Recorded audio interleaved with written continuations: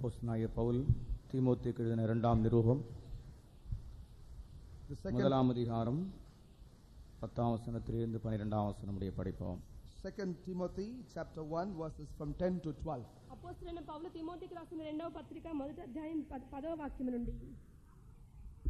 యేసుక్రీస్తు ప్రసన్నమానదినాలే அந்த கிருபை இப்போது வெளிப்பட்டது. அவர் மரணத்தை பரிகரித்து ஜீவனையும் அழியாமையும் சுவிசேஷத்தினாலே வெளியரங்கமாக்கினார். அதற்கு நான் பிரசங்கியாகவும் அப்போஸ்தலனாகவும் பிரஜாதியாருக்கு போதகனாகவும் நியமிக்கப்பட்டேன். அதிநிமித்தம் நான் இந்த பாடுகளையும் அனுபவிக்கிறேன். ஆயினும் நான் வெட்கப்படுகிறதில்லை. ஏனென்றால் நான் விசுவாசிக்கிறவர் இன்னார் என்று அறிவேன். நான் அவரிடத்தில் ஒப்பு கொடுத்ததை அவர் அந்நாள் வரைக்கும் காத்துக்கொள்ள வல்லவராயிருக்கிறார் என்று நிச்சயித்தும் இருக்கிறேன். But is now made manifest by the appearing of our Savior Jesus Christ, who hath abolished death and hath brought life and immortality to light through the gospel, whereunto I am appointed a preacher and an apostle and a teacher of the Gentiles, for the which cause I also suffer these things.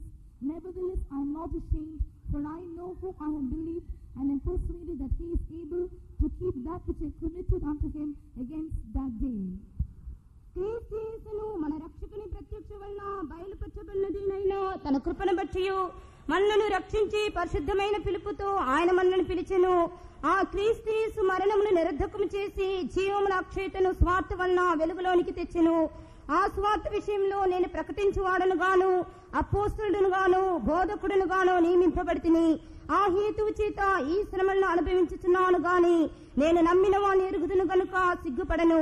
నేను ఆయనకు అప్పగించిన దాన్ని రాబోచున్న ఆ దినం వరకు ఆయన కాపాడగలడని రూఢిగా నమ్ముచున్నాను. கர்த்தருடைய பரிசுத்த நாமத்துக்கு ஸ்தோத்திரம்.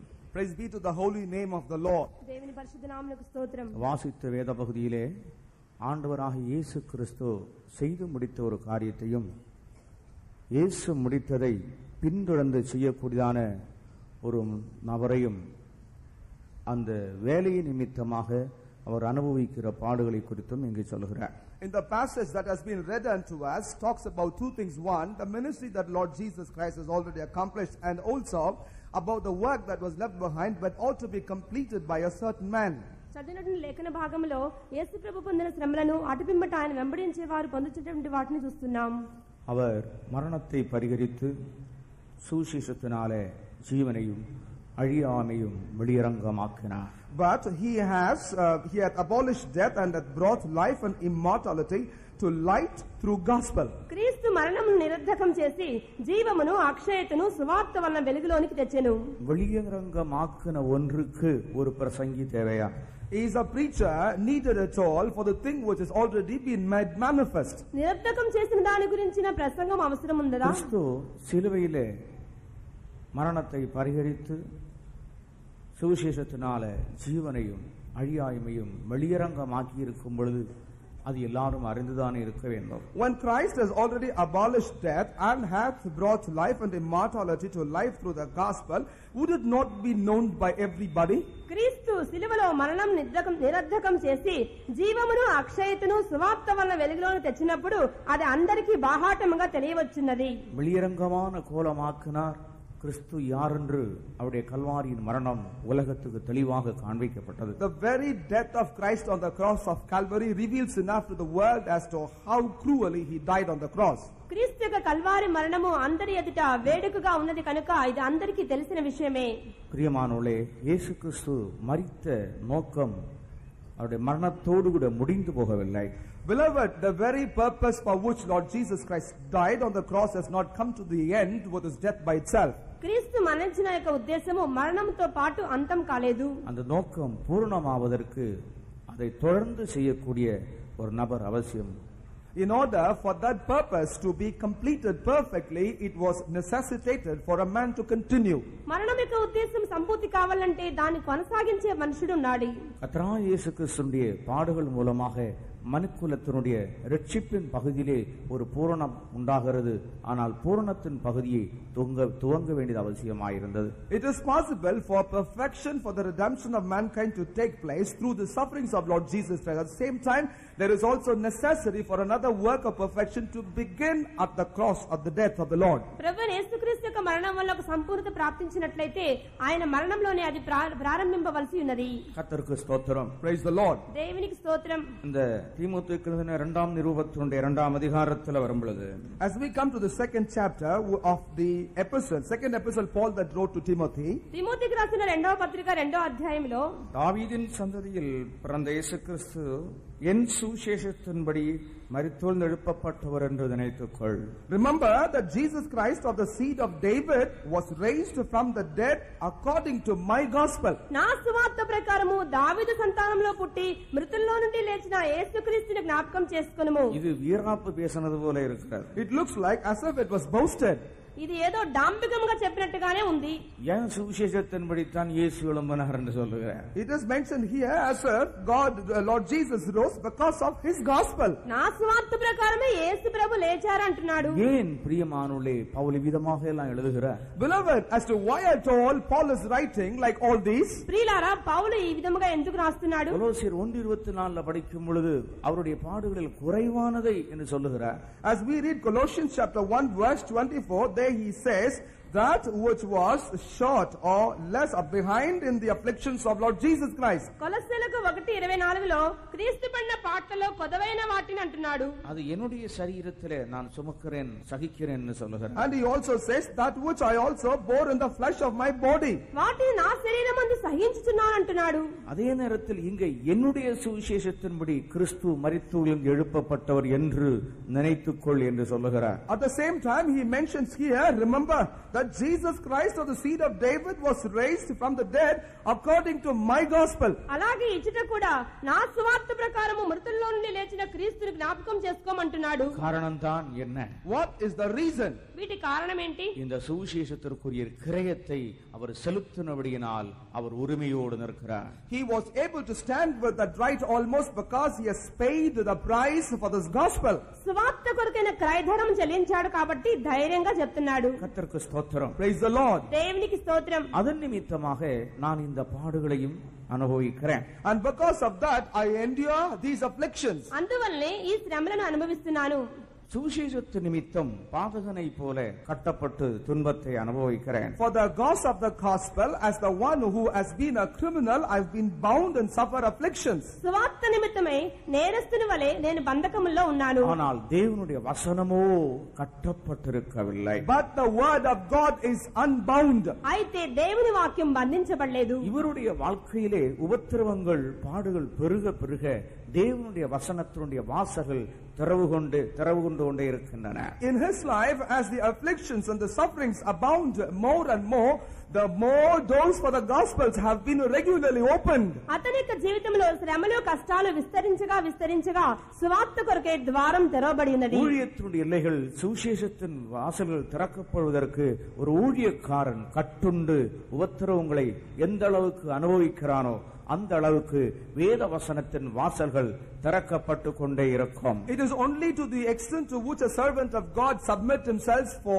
sufferings and afflictions, it is to the same extent the boundaries for the kingdom of God and doors for the gospel shall continuously be opened. ఒక దైవదాసుడు ఎంతగా శ్రమలు కష్టాల్లో తాను ఇబ్బంది పడుతూ ఉంటాడో బంధకంలో ఉంటాడో అంతగా సువార్త వ్యాపకం జరుగుతుంది. பொதுவாக மனிதனுடைய வாழ்க்கையிலே ஒரு கஷ்டம் மற்றவர்கள் மூலமாக அற்பமா எண்ணப்படுகிற சூழ்நிலைகள் தாழ்த்தப்படுகிற நேரத்திலே ரொம்ப ஷேமா இருக்கு வெக்கமா இருக்கு என்று சொல்லுவாங்க.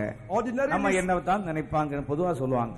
Ordinarily speaking, what people normally say when they undergo a certain experience of shame or some trouble, they say, well, it is such a shameful thing in my life, and this is how they look at that. సామాన్యంగా ఇతరుల చేత ఎవరైనా తగ్గించబడినప్పుడు హీనముగా మాట్లాడబడినప్పుడు తలవంపుగా ఉంది సిగ్గుగా ఉంది అంటారు. ஆனால் இவர் சொல்லுகிறார் நான் பாடுகளை அனுபவிக்கிறேன் நான் வெட்கப்பட மாட்டேன். But here he says that I do suffer afflictions, but I shall never be ashamed. అయితే ఇతను అంటున్నాడు శ్రమలు అనుభవించున్నాను అయినను సిగ్గుపడను. கஷ்டங்களை சந்திக்கிறேன், ஆனால் நான் வெட்கப்பட மாட்டேன். I do encounter difficulties, but I shall not fight shy. నేను కష్టాలను చెవిచూస్తున్నాను, అయినను సిగ్గుపడను. நான் பலவிதமான பாதைகளில் போகிறேன், ஆனால் வெட்கப்பட்டு போவதில்லை. I do undergo diverse ways, but not in shame.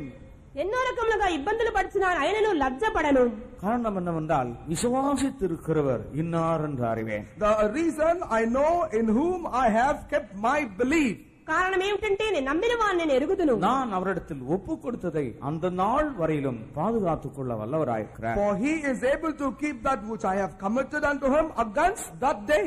నేను అప్పగించిన దాన్ని ఆయన ఆనాటి వరకు కాపాడుటకు శక్తిమంతుడు. கர்த்தருக்கு ஸ்தோத்திரம். Praise the Lord. దేవునికి స్తోత్రం. இந்த காலை நேரத்திலே இந்த வசனங்கள் எல்லா பகுதியும் சிந்திக்க முடியாது, ஆனால் ஒரே ஒரு காரியத்தை உங்களுக்கு முன்பாக எடுத்து வைக்கிறேன். In this morning it is not possible for us to meditate this particular verse in all dimensions, but I would like to present only one aspect of these words. ఈ ఉదయ కాలం ఈ వాక్యం యొక్క అన్ని కోణాలు పరిశీలించలేము, ఒక విషయం మాత్రం చూద్దాం. நானும் நீங்களும் நம்முடைய வாழ்க்கையிலே எத்தனையோ பகுதிகளை நாம் சந்திக்க வேண்டியதுண்டு.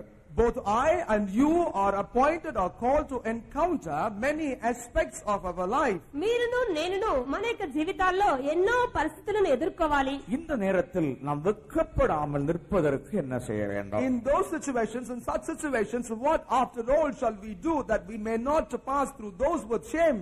ఆయా పరిస్థితుల్లో సిగ్గుపడకుండా ఉండాలంటే మనం ఏం చేయాలి? கர்த்தருக்கு ஸ்தோத்திரம். Praise the Lord. దేవునికి ஒரு స్తోత్రం. மனிதனை அவனுடைய ஸ்தானத்திலிருந்து ஒரு தாழ்வு அல்லாவிட்டால் வேற ஏதாவது ஒன்று உண்டானால் அவனுக்கு வெட்கமும் துக்கமும் அவனை மூடுகிறார். When a man is brought down to the position in which he is, when he is humiliated, what covers the man is nothing but shame and shame. ఒక వ్యక్తి తన యొక్క పదవి నుంచి తన హోదా నుంచి తగ్గింపబడితే ఎంతగానో సిగ్గు అవమానం చెందుతాడు. குடும்பத்திலே, அலுவலகத்திலே, மற்றெந்த சூழ்நிலையிலும் மற்றவர்களுக்கு முன்பாக தாழ்த்தப்படுகிற நேரத்திலே அவனுடைய முகம் அப்படி சுளிக்கிறார். Both in the family and in the places where a person would work, in whatsoever place that would be, when a person is humiliated, his countenance changes. కుటుంబంలోను, కార్యాలయంలోను, ఉద్యోగ స్థలంలోను ఎవరైనా తగ్గింపబడినట్లయితే ముఖం చిన్నబుచ్చుకుంటారు. தொழிலகத்திலே நஷ்டங்கள் வர்ற நேரத்திலே வெட்கப்படுகிறான். When loss occur in the place of business, they are covered by shame. వ్యాపార నష్టాలు జరిగినప్పుడు ముఖాలు చిన్నబోతున్నాయి.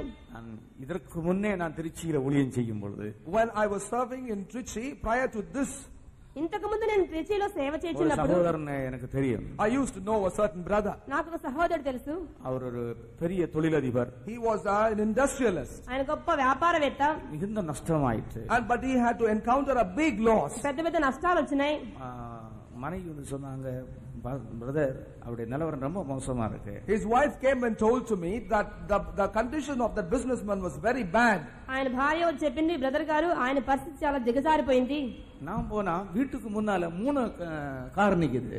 But when I reached his home, I could see 3 cars already parked before his house. అయితే నేను ఇంటికి వెళ్తే ఇంటి ముందు 3 కార్లు ఉన్నాయి. நல்லா தொடச்சி நீட்டா வீட்டுக்கு முன்னால விட்டுருக்கிறார். And all the 3 cars were very well polished and they were standing thus before his house. బాగా తుడిచి పలపలా అని 3 కార్లు ఉన్నాయి. அந்த சிஸ்டர் சொல்லுச்சு, That sister told to me, ఆ సహోదరి చెప్పింది, மாஸ்டர் காரை நல்லா தொடச்சி பளபளாக்கி விட்டுருக்கிறார், ஆனா கார்ல விடுறது பெட்ரோல் விடுறது காசு இல்ல.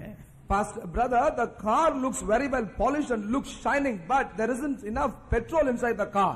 ఆమె చెప్పింది, బ్రదర్ గారు కార్లు బాగా మెరిసిపోతున్నాయి, అయితే పెట్రోల్ డబ్బులు కూడా లేవు. பிரஸ்டேஜ் ப்ராப்ளம் உண்டாகாம இருக்கிறதுக்காக, மற்றவர்கள் நம்ம அற்பமா எண்ணக்கூடாதுன்றதுக்காக காரை அப்படி வரிசையா விட்டுருக்கிறாரு. He kept the cars in that manner so that the people around may not look down upon him. In order to maintain his prestige, he maintains those cars. Prestige కొరకు, గౌరవం కోసం, ఇతరులు చూడటం కోసం కార్లు ఇంటి ముందు ఉన్నాయి. கில்லிஸ்ல யாரும் அப்படி விட்டுருக்கீங்களோ தெரியாது. I do not know whether there is any of that kind in Kellys. అటువంటి వారు కెల్లీస్లో ఎవరైనా ఉన్నారో లేదో తెలియదు. ஒன்றுமில்லாவிட்டாலும் ஏதாவது தங்களை தவறாக எண்ணுவார்களோ, தாழ்ந்து போனதாக எண்ணுவார்களோ என்று நினைத்து மனுஷன் அந்த வெட்கமான பகுதியை, தாழ்ந்த பகுதியை சமாளிக்கிறதற்கு படாபாடுபடுகிறான்.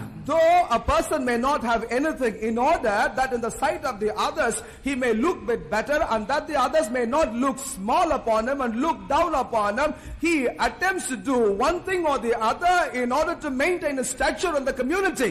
ఏమీ లేదని ఎక్కడ హీనంగా చూస్తారేమోనని చెప్పి నలుగురిలో మెలగటానికి అష్ట కష్టాలు పడతారు. வெட்கப்பட்ட போகாமல் ஒரு மனிதன் ஜீவிக்க வேண்டுமானால் அவன் என்ன செய்ய வேண்டும்? If at all a man need to lead a life without shame, ashamed as to what that person must do. ఒక వ్యక్తి సిగ్గుపడకుండా ఉండాలంటే ఏం చేయాలి? 119 సంగీతத்துக்குள்ளே நாம் கடந்து வரும் பொழுது, As we come to Psalm 119, 119వ కీర్తనలో ஒரு மனிதன் வெட்கப்பட்டு போகாமல் இருக்க வேண்டுமானால் முதலாவது அவன் கர்த்தருடைய கற்பனைகளை கைக்கொள்ள வேண்டும். if at all a man must not suffer shame in the first instance, he must observe all the statutes of the Lord. ఒక వ్యక్తి సిగ్గుపడకుండా ఉండాలి అంటే దేవుని యొక్క కట్టడలను విధులను గైకొనాలి. படிங்க. நான் வெட்கப்பட்டு போகாதபடிக்கு என் இருதயம் அது பிரமாணங்களில் உத்தமாயிருக்க கடவது. நான் வெட்கப்பட்டு போகாதபடிக்கு, In order that I may not suffer shame. నేను సిగ్గుపడకుండా నిమిత్తమై, மறுபடியும் படிங்க வசனத்தை. நான் வெட்கப்பட்டு போகாதபடிக்கு என் இருதயம் அது பிரமாணங்களில் உத்தமாயிருக்க கடவது. உமக்கு முன்பாக என்னுடைய இருதயம் உத்தமமாய் இருக்க கடவது. Let my heart be upright before thee. నా హృదయము నీ ఎదుట యథార్థముగా ఉండనిమ్ము. வெட்கப்பட்டு போகாமல் இருப்பதற்கு நம்முடைய இருதயம் தெய்வத்துக்கு முன்பாக 5ஆம் வசனத்தில் படிக்கிறோம். We read that in verse 5. 5వ వాక్యములో, உமது பிரமாணங்களை கைக்கொள்ளும்படி என் நடைகளில் ஸ்திரப்பட்டால் நலமாயிருக்கும். நம்முடைய பிரமாணங்களை கைக்கொள்ளும்படிக்கு இந்த நடைகள் ஸ்திரப்பட்டால் நலமாயிருக்கும். Oh, that my ways were directed to keep thy statutes.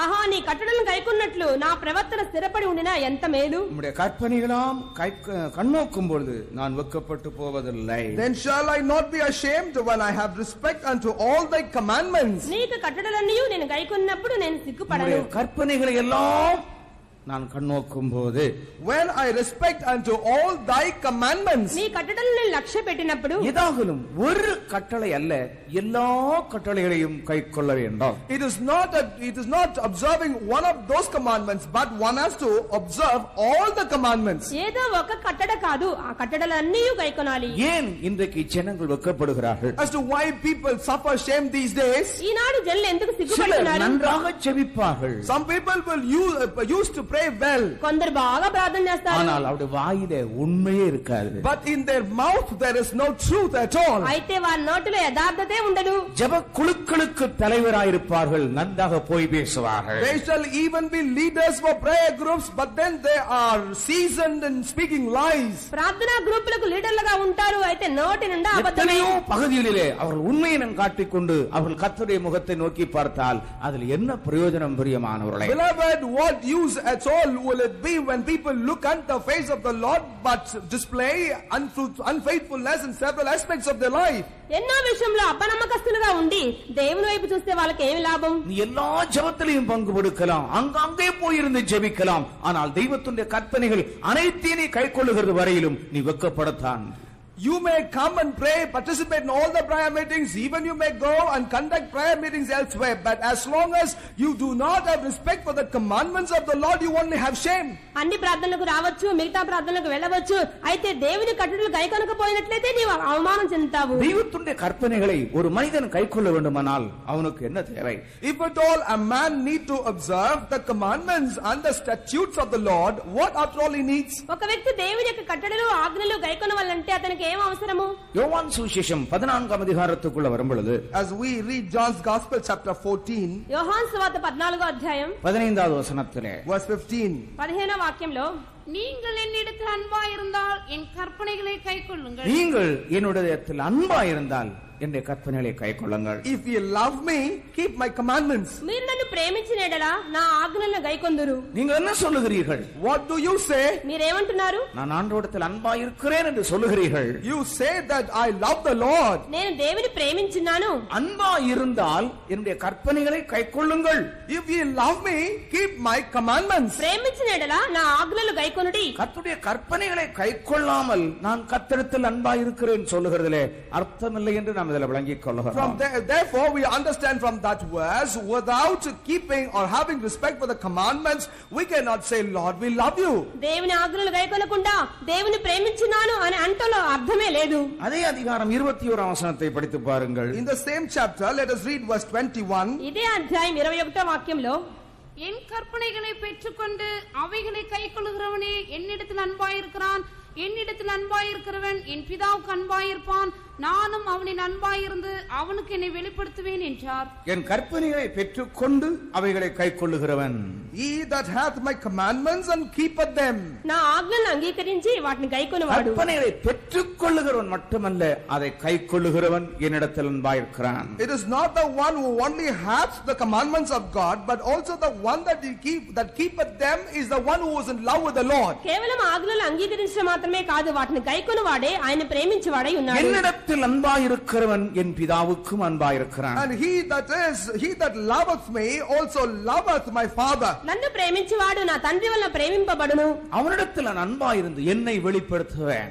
And I will love him, will manifest myself unto him. నేనును వాని ప్రేమించి వానికి నన్ను కనపర్చుకొందును. நாம் அவரிடத்தில் அன்பு கூர்ந்தால் அவருடைய கற்பனைகளை கைக்கொள்வோம். அவர் தம்மை நமக்கு வெளிப்படுத்துவார். Therefore, if we keep his commandments, we shall manifest our love to him. Then he shall love us and also manifest his love unto us. మనం ఆయన ప్రేమించి ఆయన ఆజ్ఞలు గైకొన్నట్లయితే ఆయన తన ప్రేమను మనకు కనపరచుదురు. கிறிஸ்து தம்மை வெளிப்படுத்துகிறது மாத்திரமல்ல, It is not only true that Christ will reveal himself. క్రీస్తు తను తాను కనపరచుకోవడం మాత్రమే కాదు. அதே யோவான் சுவிசேஷம் 14ஆம் அதிகாரத்தினுடைய 23ஆம் வசனத்தில் படிக்கும் பொழுது, As we read in John's Gospel chapter 14 verse 23, యోహాను సువార్త 14:23లో, ஒருவனிடத்தில் அன்பாயிருந்தால், if a man love me, ఒకడును ప్రేమించినడలా என் வசனத்தை கைக்கொள்ளுவான். he will keep my words. నా మాట గైకొనును. இயேசு அவனுக்கு பிரதியுத்தரமாக, ஒருவன் என்னில் அன்பாயிருந்தால் அவன் என் வசனத்தை கைக்கொள்வான், அவனில் என் பிதா அன்பாயிருப்பார், நாங்கள் அவனிடத்தில் வந்து அவனோட வாசம் பண்ணுவோம். நாங்கள் அவனிடத்தில் வந்து அவனுடைய வாசம் பண்ணுவோம். And then we will come unto him and make our abode with him. మేము వాని యొద్దకు వచ్చి వాని యొద్ద నివాసం చేతుము. நீங்கள் அவருடைய பிரமாணங்களை, அவருடைய வார்த்தைகளை ஏற்றுக்கொண்டு கைக்கொள்ளுங்கள்.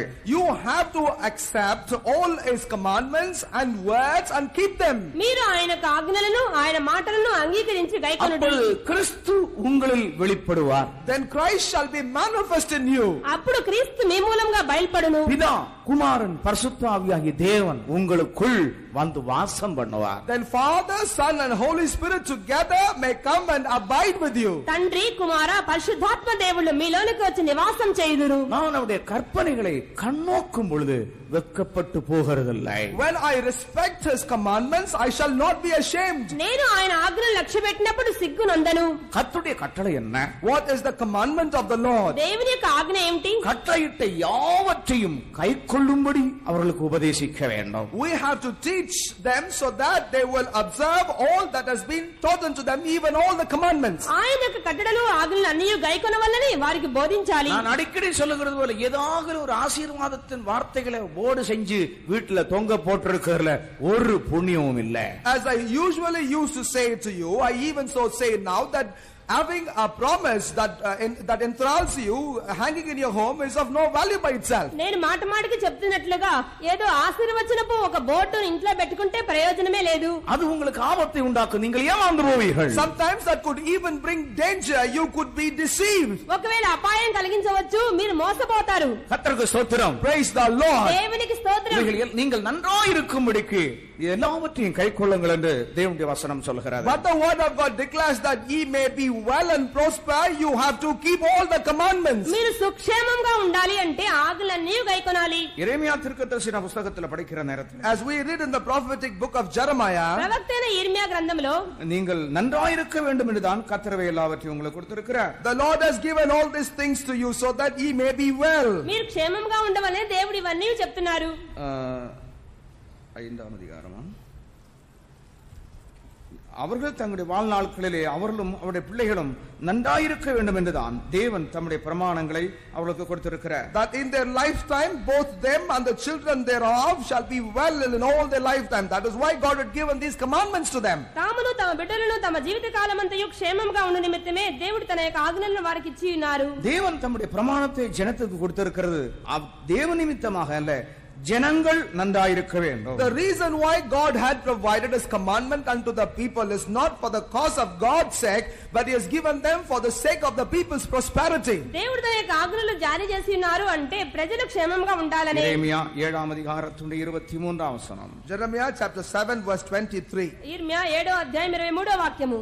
என் வாக்குக்கு செவி கொடுங்கள், அப்போது நான் உங்கள் தேவனாய் இருப்பேன், நீங்கள் என் ஜனமாய் இருப்பீர்கள். நான் உங்களுக்கு கற்பிக்கும் எல்லா வழியிலும் நீங்கள் உங்களுக்கு நன்மை உண்டாகும்படிக்கு நடுவுங்கள் என்கிற விசேஷத்தை அவர்களுக்கு சொல்லி கட்டளையிட்டேன். ஆண்டவருக்கு ஸ்தோத்திரம். Praise the Lord. దేవునికి స్తోత్రం. நீங்கள் உங்களுக்கு நன்மை உண்டாகும்படிக்கு நடவுங்கள். Walk ye in all the ways that I have commanded you, that it may be well unto you. మీకు క్షేమం కలుగునట్లు మీకు ఆజ్ఞాపించిన అన్నిటిలోనూ నడుచుకొనుడి. உங்களுக்கு கற்பிக்கும் எல்லா வழியிலும் நீங்கள் உங்களுக்கு நன்மை உண்டாகும்படி நடவுங்கள் என்கிற விசேஷத்தையே அவர்களுக்கு சொல்லி கட்டளையிட்டேன். And also I have taught unto them, saying, walk ye in all the ways that I have commanded, so that it may be well unto you. మీకు క్షేమం కలుగునట్లు నేను మీకు ఆజ్ఞాపించిన మార్గం అంతటి యందు నడుచుకొనుడి. உங்களுடைய வாழ்க்கை வெட்கப்பட்டு போகாமல் முன்னேறி போக வேண்டுமானால் கர்த்தருடைய கற்பனைகளை உள்ளபடியே கைக்கொள்ளுங்கள். Therefore, if at all your life must not suffer shame, and that you may move forward into prosperity, you have to do one thing, that is to keep the commandments of the Lord. మీ జీవితంలో సిగ్గు నొందక సుక్షేమముగా ముందుకు సాగిపోవాలి అంటే దేవుని యొక్క కట్టడలన్నీ గైకొనుడి. இரண்டாவதாக நீ உன்னுடைய வாழ்க்கையிலே வெட்கப்பட்டு போகாமல் இருக்க வேண்டுமானால் என்ன செய்ய வேண்டும்? Secondly, if at all you must not suffer shame in your life, what must you do? రెండవదిగా మీకు జీవితంలో సిగ్గుపడకుండా ఉండాలంటే ఏం చేయాలి? ரோமர் கழுதிரம் 10ஆம் அதிகாரம் 11ஆம் வசனம் படிக்கும் பொழுது The epistle to Romans chapter 10 verse 11. రోమా 10వ అధ్యాయం 11వ వాక్యములో அவரை விசுவாசிக்கிறவன் எவனோ அவன் வெட்கப்படுவதில்லை என்று வேதம் சொல்லுகிறது. அவரை விசுவாசிக்கிறவன் எவனோ அவன் வெட்கப்பட்டு போவதில்லை என்று வேதம் சொல்லுகிறது. The scripture says, whosoever believeth on him shall not be ashamed. ఆయనందు విశ్వాసముంచువాడు ఎవడనూ సిగ్గుపడడని లేఖనం చెప్పుచున్నది. சிலர்கள் தேவனுடைய வசனத்தை கைக்கொள்ளுகிறார்கள், வசனத்தின் மேல் பூரண விசுவாசம் அவர்களுக்கு இருக்கிறது, ஆனால் அந்த விசுவாசத்தை வைத்து கிளைம் பண்றதில்ல. Some people do learn the scripture, they also have certain amount of belief on the scripture, but what they fail to do is to claim on the scripture. కొంతమంది అయితే లేఖనములు బాగా ఎరిగి ఉన్నారు, వాటిని విశ్వసించున్నారు, అయితే హక్కుతో అడగటం లేదు. ஒரு காரியங்களை நினைத்துக் கொள்ளுங்கள், கர்த்தர் ஒரு காரியம் சொன்னால் நிச்சயமாகவே அது நடக்கும், ஒருவேளை தாமதித்தாலும் அது மாறாது. Remember one thing for your lifetime, whatsoever God has said, he will bring it to pass. Though that might delay a season, it will surely come to pass. ఒక విషయాన్ని గుర్తు చేసుకోండి, ప్రభువు మీకు ఏదైనా చెప్పినట్లయితే ఆయన ఆలస్యం చేసినా తప్పకుండా నెరవేరుస్తారు. கர்த்தருக்கு ஸ்தோத்திரம். Praise the Lord. దేవునికి స్తోత్రం. முந்தின நாட்களிலே திருச்சியில ஊழியம் செய்யும் பொழுது கர்த்தர் சில காரியங்களை பேசினார். When I was serving at Trichy previously, God used to do certain distinct things. ఇంతకు మునుపు నేను ట్రిచిలో సేవ చేసినప్పుడు దేవుడు కొన్ని విషయాలు నాతో చెప్పారు. நான் அதை ஆவலோடு எதிர்பார்த்தேன். I used to eagerly await for those. ఎంతో ఆసక్తితో వాటి కొరకు ఎదురు చూశాను. ஆனா ஒண்ணும் நடக்கவில்லை. But nothing happened. అవేమీ జరగలేదు. இதெல்லாம் சும்மா தான் போல இருக்குன்னு யோசித்தேன். Then I thought to myself, all this is, I think, for vanity. ఇదంతా ఒట్టుట్టుదిలే అనుకున్నాను. ஆனால் தேவன் இப்பொழுது அதை செய்கிறார். But God is doing those now. అయితే ఇప్పుడు దేవుడు వాటిని జరిగిస్తున్నారు. எனக்கு ஆச்சரியமா இருக்கிற. It's a surprise to me. నాకే ఆశ్చర్యంగా ఉంది. எனக்கு தானே சூடாய் நல்ல உற்சாகம் வந்துருச்சு. And as a result of that, I'm thoroughly encouraged now. వాటి వల్ల నాలో ఉత్సాహం కుతూహలం కలిగింది. சொன்னதிலே மாற்றம் இல்லாதவர் என்பதை மூல நிச்சயமாய் நம்ப முடிகிறது. Now I am able to assuredly believe in the fact that whatsoever God had said, he will bring it to pass without change. దేవుడు చెప్పిన దాన్ని తప్పకుండా చేస్తానని నమ్మకం నాలో ఇప్పుడు బాగా పెరిగింది. எல்லாவற்றையும் நிறைவேற்றி முடித்த பின்பு நான் உங்களை ஒருவேளை சந்திக்கிறேன். When God completes everything, perhaps I may come again to see you all. దేవుడు అన్ని చేసి ముగించిన తర్వాత ఒకవేళ మిమ్మల్ని కలుసుకోవచ్చు. கர்த்தருடைய வார்த்தையிலே மிகவும் உறுதியுள்ளவனாய் இருக்கிறேன். For I am of great I am greatly bold and firm in the word of God. దేవుని మాటలను బట్టి నేను ఇప్పుడు దృఢ నిశ్చయంతో ఉన్నాను. விசுவாசித்தேன், ஆகையால் பேசுகிறேன். Believed, therefore spoken. నమ్మినందువల్ల మాట్లాడుచున్నాను. 27ஆம் சங்கீதத்தினுடைய 13ஆம் வசனம் படிக்கும் பொழுது, As we read Psalm 27 verse 13, 27వ కీర్తన 13వ వాక్యములో, நானோ ஜீவனுடைய தேசத்திலே கர்த்தருடைய நன்மையை காண்பேன் என்று விசுவாசியாதிருந்தால் கெட்டே போயிருப்பேன். it is with a belief it is said that 27ஆம் சங்கீதம் 13ஆம் வசனம், I had fainted unless I had believed to see the goodness of the Lord in the land of the living. సజీవుల దేశంలో యెహోవా దయను పొందుతున్న నమ్మకం నాకు లేనట్లయితే నశించిపోయేవాడిని. படிங்கள். யாராவது நல்ல சத்தம் எல்லாரும் கேட்கத்தக்கதா படிங்க.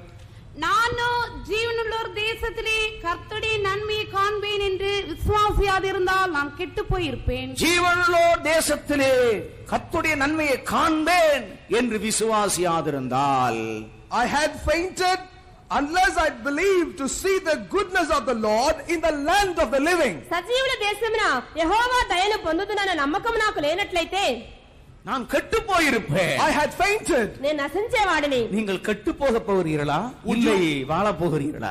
Would you like to be corrupted or would you like to live forever? మీరు నశించిపోవాలా లేక చిరకాలము జీవించాలా? நாம் கெட்டு போகும்படி பின்வாங்குறவளா இருக்க கூடாது. We should not backslide in order that we may be corrupted or destroyed. మనం నశించిపోటకు పాడైపోటకు వెనకంజ వేయకూడదు. எபிரேயர் 10 அதிகாரத்தினுடைய 39 வசனம் படிக்கும் பொழுது As we read Hebrews chapter 10 verse 39, హెబ్రీలకు 10:39లో கெட்டு போக பின்வாங்குகிறவளாயிராமல் we are not of them who drop back unto perdition, నశించుటకు వెనక తీయవారము కాము, ஆத்துமா ஈழேற விசுவாசிப்போமாக. but of them that believe to the saving of the soul. ఆత్మను రక్షించుకొనుటకు విశ్వాసం కలిగి ఉన్నాము. இயேசு வருவார் என்று சொல்லி இருக்கிறார்.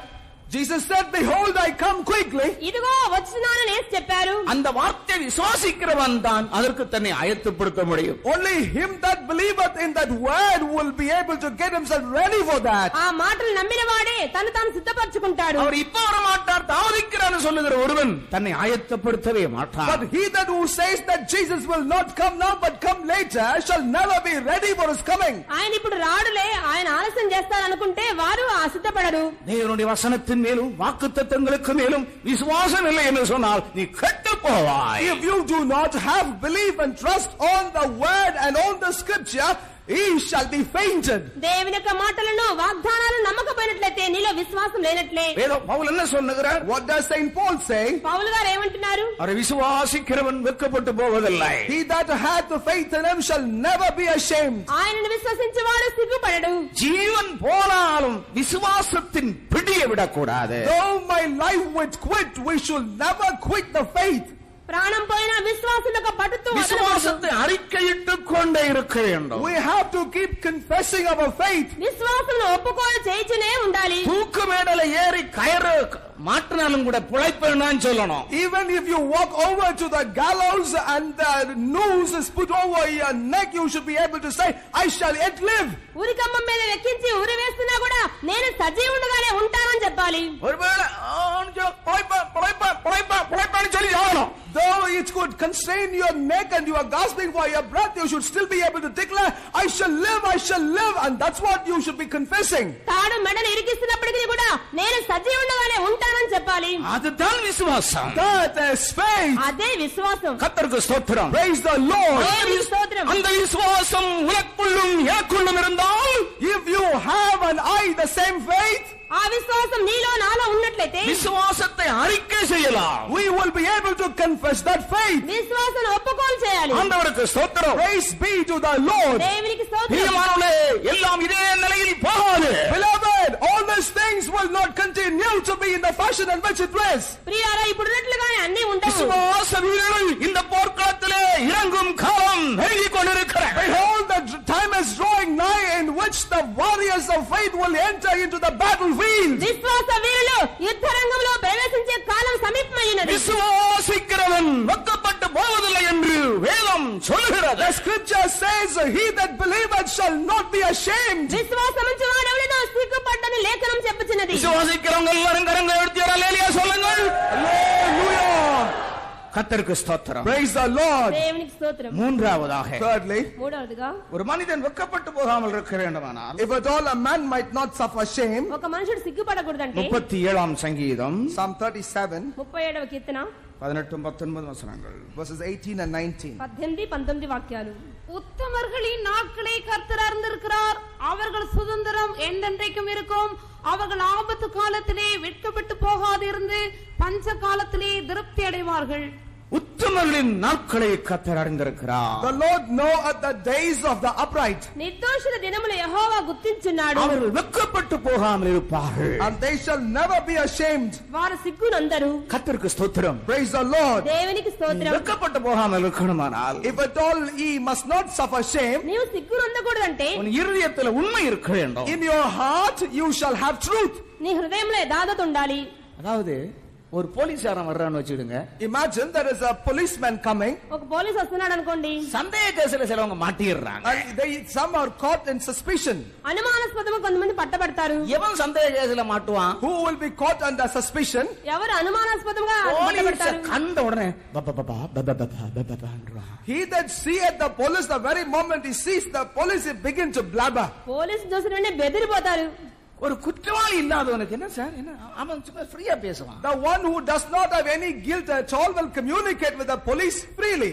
ఏ దోషం చేయకపోతే నిర్దోషి అయితే ధైర్యంగా మాట్లాడతాడు. உள்ளம் கிறுகிறுத்து இருக்கும்னா அந்த உள்ளத்துல இருக்கிற அப்படியே முகத்திலே இப்படியே கொஞ்சம் தெரியும். When there is any wrinkle in your heart, the same wrinkle is manifest on your face. హృదయంలో ఒక ముడతుంటే ముఖం మీద కనబడుతుంది. நீ வெட்கப்பட்டு போகாமல் இருக்கணுமானால் அவருக்கு முன்பாக நடந்து உத்தமனாயிரு. Therefore, if you were not to be ashamed, you need to walk before him upright. నీవు సిగ్గుపడకుండా ఉండాలంటే ఆయన ఎదుట నీవు నిందారహితుడిగా ఉండుము.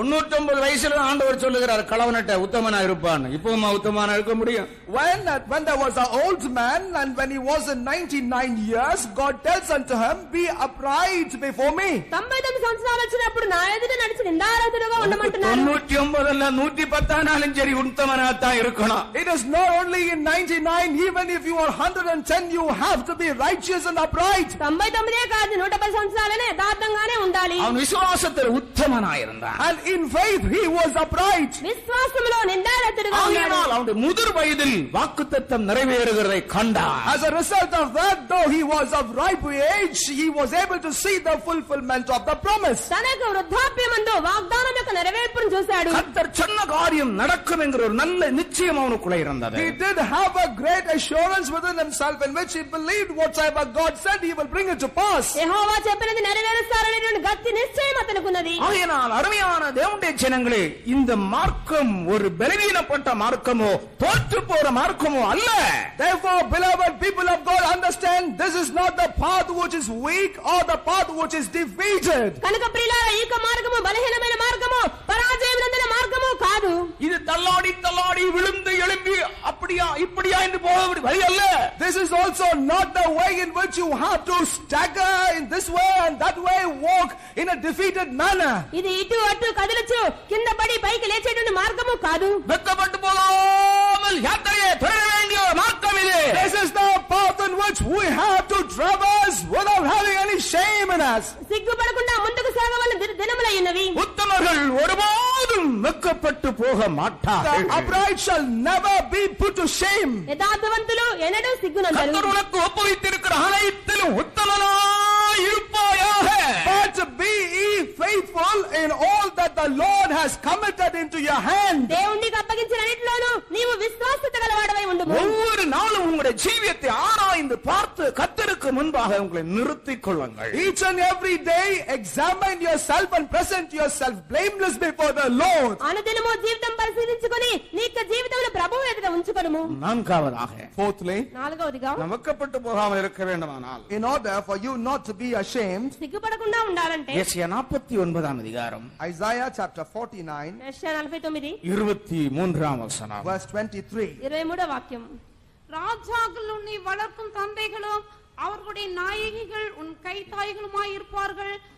தரையிலே முகங்குப்புற விழுந்து எனக்கு காத்திருக்கிறவர்கள் வெட்கப்பட்டு போவதில்லை என்று 49:23 தானே.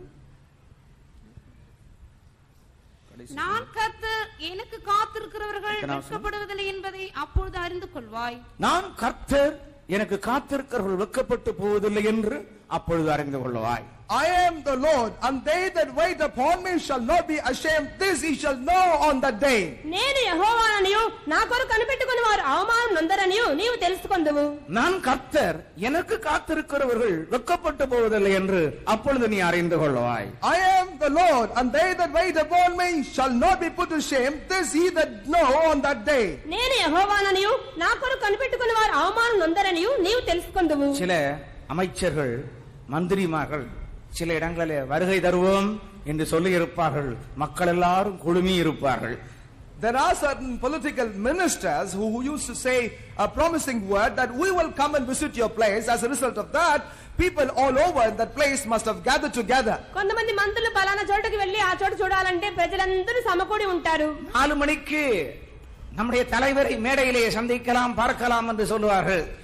They also would make a declaration saying at about 4 o'clock, the population will be able to see your leader on the stage. 4 గంటలకు ప్రజలందరూ మన నాయకుడిని చూడొచ్చు అని చెప్తారు. 4:05 ஆகும், உடனே அனௌன்ஸ் பண்ண துவங்க, வந்து கொண்டிருக்கிறார். 4:30 will become 5, and at 5 they will still declare through the system, he is coming, he is arriving. 4:30 5 అయినప్పుడు 7 மணி 8 மணி ஆகும், இதோ வருகிறார். பிற்பாடு மெதுவா சொல்லுவான், வழியிலே தகராறாகி போச்சு, இப்பொழுது வரமாட்டார். It will then become 7 and 8, and slowly they will declare that something went wrong on the way. As a result, he is not arriving today.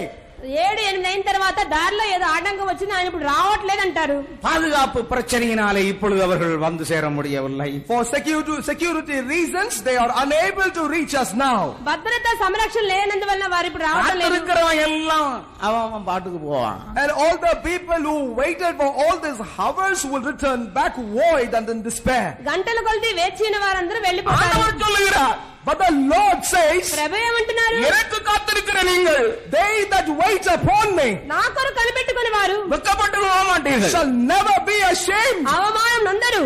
நான் வர்ற நேரத்தில் வருவேன்.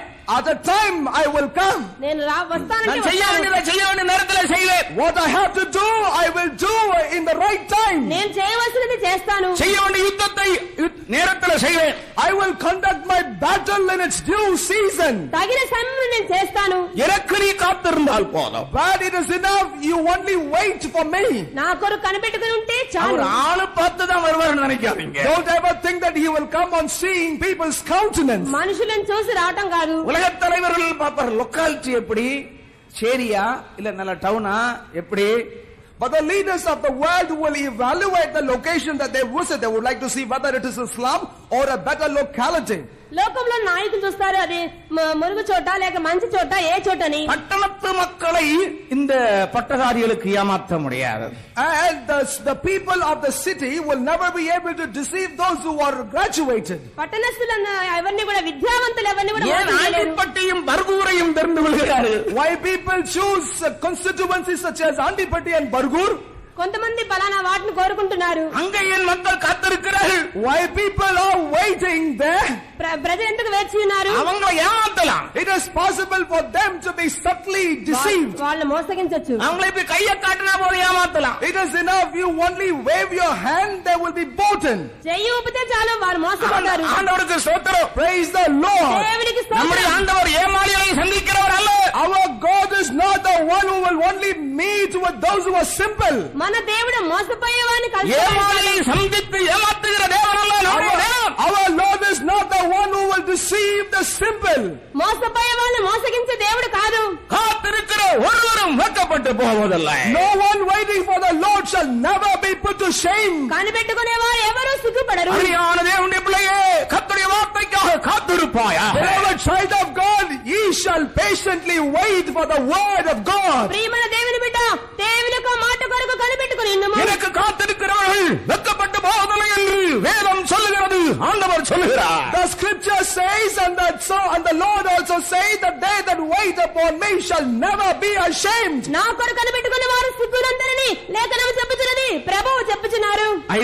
ஐந்தாவதாக நாம் பார்க்கிற As நேரத்தில் we read fifthly, ఐదవదిగా யெஷயா தீர்க்கதரிசன புத்தகம் 50ஆம் அதிகாரம் the prophetic book of Isaiah chapter 50. ప్రవక్త యెషయా గ్రంథము 50వ అధ్యాయం 7ஆம் வசனம் படியுங்கள்.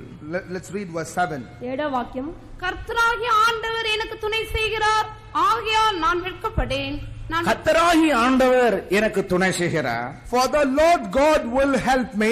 ప్రభువు యెహోవా నాకు సహాయం చేయవాడు. நான் வெட்கப்படேன். Therefore shall I not be confounded. కనుక నేను సిగ్గుపడలేదు. நான் வெட்கப்பட்டு போவதில்லை என்று அறிந்திருக்கிறேன். And I also know that I shall not be ashamed. నేను సిగ్గుపడనని ఎరిగి ఉన్నాను. அதனால் என் முகத்தை கற்பாறையை போல் ஆக்கினேன். Therefore have I set my face like a flint. కనుక నా ముఖమును చెకుముకి రాకమని చేసుకుంటున్నాను. యేసు கிறிஸ்துவை பற்றி சொல்லப்பட்ட ஒரு தீர்க்க தரிசனம். This is prophecy concerning Lord Jesus Christ. యేసుక్రీస్తు గురించినటువంటి ప్రవచనం అయ్యున్నది. அதுக்கு முந்தின அவசரத்தில் நாம் படிக்கும் பொழுது, As we read in the previous verse, అంతకు ముందు వాక్యములో, அடிக்கிறவளுக்கு என் முதுகையும் தாடை மயிரை பிடுங்கிறவளுக்கு என் தாடைகளையும் ஒப்புக் கொடுத்தேன். I gave my back to the smiters and my cheeks to them that plucked off the hair. కొట్టువారికి నా వీపును అప్పగించితిని, వెంట్రుకలు పెరికివే వారికి నా చెంపలను అప్పగించితిని. அவமானத்திற்கும் உமிழ்நீருக்கும் என் முகத்தை மறைக்கவில்லை. I hid not my face from shame and spitting. ఉమ్మువే వారికి అవమానపరచు వారికి నా ముఖము దాచుకోలేదు. அவமானத்திற்கும் உமிழ்நீருக்கும் என் முகத்தை மறைக்கவில்லை. I hid not my face from shame and spitting. అవమానపరచు వారికి ఉమ్మువే వారికి నా ముఖం దాచుకోలేదు. அடி கன்னத்தில் விழுகிறது. They were slapping on his face. చెంప మీద దెబ్బలు పడుతున్నాయి. முகத்தில் துப்புகிறார்கள். And there were also people spitting on his face. ముఖం మీద ఉమ్ము వేస్తున్నారు. இந்த நேரத்தில் இயேசு என்ன செய்து கொண்டிருக்கிறார்? In that situation, what did Jesus do? ఆ సమయంలో యేసు ఏం చేశారు? அவர் என்ன செய்து கொண்டிருக்கிறார்? What did he do? ఆయన ఏం చేశారు? முகத்தை என்ன பண்ணிட்டு இருக்கிறார்? What did he do with his face? తన ముఖాన్ని ఏం చేశారు? கற்பரையாக்கி இருக்கிறார். He made it as strong as a flint. చెక్కుముకి రాత్రి వలె చేస్తున్నారంట. அடி You smite on his face. ఆయన చెంప మీద கன்னத்தில் కొడుతున్నారు. உமிழ்நீர். They were spitting on his face. చెంప మీద ఉమ్ము వేస్తున్నారు. ஆடையை புடுங்குறார்கள். சேவனி விடல புடுங்கிடுகிறாங்க. They did not shave his face, but they were plucking hair out from his face. వెంట్రుకలు పెరికి వేయించినారు. ஒவ்வொரு முடிய புடுங்குறாங்க. They were plucking one hair after another from his face. ఒక్కొక్క వెంట్రుక చెంప నుంచి పెరుగుతున్నారు. எனக்கு திருச்சியில ஒரு விசுவாசி ஐயா இருக்கிறாரு. I have a brother in Trichy. ట్రిచిలో ఒక విశ్వాసి ఉన్నారు. அவர் ஒரு பூசாரியா இருந்து ரட்சிக்கப்பட்டவர். That believer brother has been a Purohit formerly and he's been saved now. ఒకప్పుడు పూజారిగా ఉండి రక్షణ పొందారు. இங்கிட்டு வந்திருக்கிறேன்னு சொல்லுவாரு. He used to say, I was getting ready to go for the morning service and my wife had come. She bets me on my face twice. I told to her, give 2 more slaps. I will still go to the meeting. కూటానికి బయలుదేరుతున్నప్పుడు భార్య వచ్చి చెంప మీద 2 పీకింది, ఇంకొక 2 కొట్టమని చెప్పాను. பெந்தெக்கோஸ்துக்கு போறதுனால மனைவிட்ட அந்த கன்னத்துல அடி வாங்கிட்டு வந்து சாட்சியம் விசுவாசி இங்க யாராவது உண்டோ? Is there any believer here just because you were coming to a Pentecostal meeting, beaten by wife and still proclaim that in the church? పెంతెకోస్తు కూటానికి వచ్చినందువల్ల భార్యతో దెబ్బలు తినే వాళ్ళు ఎవరైనా ఇక్కడ ఉన్నారా? கூட்டத்துக்கு கிளம்பி இருக்கிற நேரத்துல வேஷ்டி ஷர்ட்டெல்லாம் தூக்கி அப்படியே தண்ணியில கொண்டு போட்டுருவாங்க. At the time when they were getting ready to come for the meeting, they used to lose their dhoti and shirts to waters. కూటాన్ని బయలుదేరుతుంటే ఆయన పంచాలు ఆల్సి నీళ్ళలో పెడతారంట. எடுத்து கட்டிக்கொண்டு ஹல்லேலூயா பாடிக்கொண்டு ஆராதனைக்கு சந்தோஷத்தோட வரணும். But still they will take the wet cloth and tie it around them still with great rejoicing. There were people had come to the service. తడి బట్టలు కట్టుకుని హల్లెలూయా స్తోత్రం అని సంతోషంగా కూటానికి వస్తాడు. அவமானத்துக்கும் நிந்தைக்கும் முகத்தை மறைக்கவில்லை, கற்பாறையை போல் ஆக்கி கொண்ட. They hid not their face for shame and reproof, but they have made the face as strong as flint. అవమానానికి నిందలకు ముఖం దాచుకోలేదు, చెక్కుముకి రాత్రి వలె చేసుకున్నారు. ஏன் அப்படி செய்கிறார்? Why did he do so? ఎందుకు అలా చేసుకోవాలి? நீங்கள் ஏசாயா 50ஆம் அதிகாரம் 8ஆம் வசனம் படிக்கும் பொழுது, As we read Isaiah 50 verse 8, యెషయా 58వ వాక్యం, என்னை நீதிமான் ஆக்குகிறவர் சமீபமா இருக்கிறார். He is near that justifieth me. నన్ను నీతిమంతులుగా ఎంచువాడు ఆసనుడై என்னை ఉన్నాడు. நீதிமான் ஆக்குகிறவர் சமீபமா இருக்கிறார். He that justifieth me is near to me. నన్ను నీతిమంతులుగా ఎంచువాడు ఆసనుడై ఉన్నాడు. தேவனுடைய பிள்ளையே, உன்னுடைய நீதி வெளிப்படும். Oh, ye the child of God, your justice shall be manifest. దేవుని బిడ్డ, నీ నీతి బయల్పడును. நீ சத்தியத்து நிமித்தம் நிந்தைகளையும் அவமானங்களையும் சகித்தால், For the cause of truth you did undergo reproaches and shame. సత్యం నిమిత్తమై నిందలు అవమానాలు సహించి ఉన్నావు. எப்படி நான் ஜனங்களை ஃபேஸ் பண்ண முடியும், எப்படி சமுதாயத்தில் நிற்க முடியும் என்று ஒருவேளை நீ கேட்கலாம். Perhaps you have a question within yourself saying as to how at all I will be able to face people, how at all I will be able to stand in the community. ఏ విధంగా ప్రజలకు నా ముఖం చూపించాలి, ఏ విధంగా సమాజంలో తలెత్తుకోవాలి. ஆனால் நீ அறிந்த சத்தியத்துக்காக உபத்திரவும் துன்பமும் வரும்பொழுது தைரியமாய் நிற்பாயாக. Nevertheless, be thou strong and courageous when for the cause of the truth that you knew reproaches and shame come at you. నీవు ఎరిగిన సత్యములకు నిందలు అవమానాలు వచ్చినట్లయితే నీవు వాటిని ధైర్యముగా ఎదుర్కొనుము. அப்பொழுது நீ வெட்கப்பட்டு போக மாட்டாய். Then thou shalt never be ashamed. అప్పుడు నీవు సిగ్గుపడవు. ஆறாவதாக படிக்கிற நேரத்தில் As we read sixthly, ఆరవదిగా 22ஆம் சங்கீதம் 5ஆம் வசனத்தை படியுங்கள். Psalm 22 verse 5. 22వ కీర్తన 5వ వాక్యం, உம்மை நோக்கி கூப்பிட்டு தப்பினார்கள், உம்மை நம்பி வெட்கப்பட்டு போகாதிருந்தார்கள். உம்மை நோக்கி கூப்பிட்டு தப்பினார்கள். They cried unto thee and were delivered. నీకు మొరపెట్టి విడుదల నందిరి. உம்மை நம்பி வெட்கப்பட்டு போகாமல் இருந்தார்கள். They trusted in thee and were not confounded. నీ యందు నమ్మిక ఉంచి సిగ్గును అందకపోయిరి. ஆண்டவருக்கு ஸ்தோத்திரம். Praise be to the Lord. దేవునికి స్తోత్రం. அப்படி என்றால் நம்முடைய வாழ்க்கையிலே அதிகம் ஆண்டவரை நம்பி இருக்கணும். If that is so, in our life more and more we have to trust in the Lord. అలాగైతే మన జీవితంలో ఎల్లప్పుడూ ప్రభువు యందు నమ్మిక நம்முடைய ఉంచాలి. நம்பிக்கை நம்பிக்கையாகத்தான் இருக்கணும், அதற்கு அசை வரக்கூடாது. Our trust must continue to be a strong trust. It shall never be shaken. మన యొక్క నమ్మిక సుస్థిరంగానే ఉండాలి. ஏழாவதாக, Seventhly, ఏడవదిగా யோவேல் தீர்க்கதரிசன புத்தகம் 2ஆம் அதிகாரம் Joel chapter 2. ప్రవక్త యోవేలు గ్రంథం 2వ అధ్యాయం 26ஆம் வசனம் படியுங்கள். Let's read verse 26. 26వ వాక్యం. நீங்கள் சம்பூர்ணமாக சாப்பிட்டு திருப்தி அடைந்து உங்களை அதிசயமாய் நடத்தி வந்து உங்கள் தேவனாகிய கர்த்தருடைய நாமத்தை துதிப்பீர்கள். என் ஜனங்கள் ஒருபோது வெட்கப்பட்டு போவதில்லை. அதிசயமாய் நடத்தி வந்த தேவனை துதிப்பீர்கள். Ye shall praise the Lord who led you wondrously. నీ దేవుని ఆశ్చర్యంగా నడిపించిన దేవుని స్తుతించుము. அதிசயமாய் நடத்தி வந்த தேவனை துதிப்பீர்கள். Ye shall praise the name of Lord your God that had dealt so wondrously with you. ఆశ్చర్యంగా నడిపించి వచ్చిన నీకు దేవుని స్తుతించుము. என் ஜனங்கள் ஒருபோதும் வெட்கப்பட்டு போவதில்லை. My people shall never be ashamed. నా జనులు ఎన్నటికీ సిగ్గునందరు. வெட்கப்பட்டு போகாமல் இருக்கும்படியாக, In order that he shall not be put to shame, నీవు సిగ్గునందకుండా உன்னை ఉండాలంటే அதிசயமாய் நடத்தி வருகிற தேவனை துதிப்பாயாக. you have to praise your Lord God who had been dealing with you wondrously. నిన్ను ఆశ్చర్యంగా నడిపించిన నీకు దేవుని స్తుతించుము. அப்படியானால் உன்னுடைய துக்கம் சந்தோஷமாய் மாறும். That is so, your sorrow shall become joy. అలాగైతే నీకు దుఃఖము உன்னுடைய సంతోషంగా லாபம் உனக்கு, உன்னுடைய நஷ்டம் உனக்கு லாபமாய் மாறும். Your loss shall turn to become your gain. నీకు నష్టాలన్నీ లాభాలుగా நீ మారుతాయి. இழந்து போனதை பெற்றுக் கொள்வாய். Whatsoever thou hast lost, thou shalt receive. నీవు కోల్పోయిన దాన్ని తిరిగి உன்னை పొందుతావు. இம்மட்டும் அதிசயமாய் நடத்தி வந்ததான உன் ஆண்டவரை எந்த அளவுக்கு துதிக்க முடியுமோ துதிப்பாயாக. To the possible extent to which you will be able to praise the Lord God who dealt with you so wondrously, you must praise and exalt. ఆశ్చర్యం నడిపించిన దేవుని నీవు అంతగా స్తుతించుము. எனக்கு எவ்வளவு துதித்தாலும் துதிக்காமல் இருக்க முடியாது. How much more I praise the Lord, I cease not to praise my God. ఎంతగా స్తుతించినా ఇంకా இந்த சரீரம் స్తుతించాలి. முழுவதும் நாவுகளாய் இருந்தாலும் அவரை துதிக்க முடியாது. Though my entire body is tongue, I shall not be able to complete praising my God. నా దేహమంతయు నాలుకలుంటే ప్రభువును స్తుతించుటకు చాలదు. ஏனென்றால் அவர் நடப்பு அதிசயமாயிருக்கிறார். The reason his leading is so wonderful. ఆయన నడిపింపు అంత நீங்கள் என்ன சொல்லுகிறீர்கள்? What do you say? మీరేమంటున్నారు? தேவன் உங்களை அதிசயமாய் நடத்துகிறார் என்று உங்களுக்கு சொல்ல முடியுமா? Are you able to confess boldly that the Lord has been dealing with you wondrously? దేవుడు మిమ్మల్ని ఆశ్చర్యం నడిపిస్తున్నారని చెప్పగలరా? அப்படியானால் நீ என்ன செய்ய வேண்டும்? If that is so, what he must do? నీవేం చేయాలి? அந்த அதிசயமாய் நடத்துகிற உன் தேவனை நன்றாக துதிக்க வேண்டும். You have to praise more and more the Lord who lead you wondrously. ఆశ్చర్యం నడిపిస్తున్న దేవుణ్ణి నీవు స్తుతించు. எல்லா சந்தர்ப்பத்திலும் அவரை ஸ்தோத்திரியுங்கள். At all times praise ye the Lord. అన్ని సందర్భములోనూ ఆయన స్తోత్రించుము. கர்த்தரை நான் எக்காலமும் ஸ்தோத்தரிப்பேன். I shall praise my God at all times. ఎల్ల వేళలందు యెహోవాను స్తుతించెదను. எல்லாம் நன்றாயிருக்கும்போது மாத்திரம்தான் சந்தோஷமாய் ஸ்தோத்திரம் சாட்சி.